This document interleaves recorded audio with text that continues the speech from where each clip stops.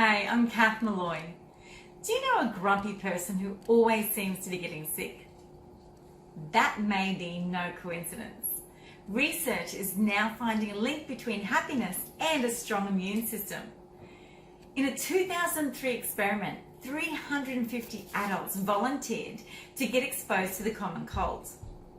And after 5 days in quarantine, the participants with the most positive emotions were less likely to have caught the colds.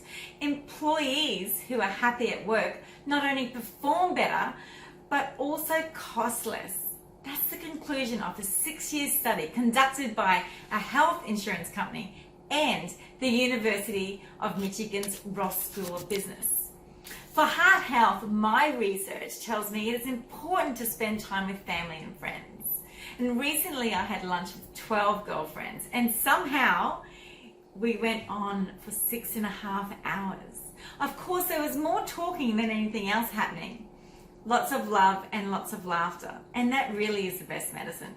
So today, to make a difference, I truly suggest booking in a catch up with a great friend who loves doing what you love.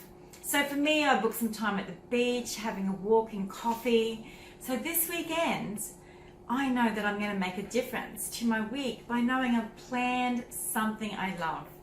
So no matter what happens during the week, I've planned in some fun, and you know, that is so important.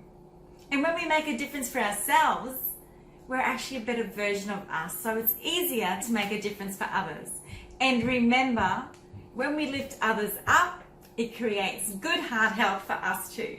Happy heart, happy Monday. Speak soon.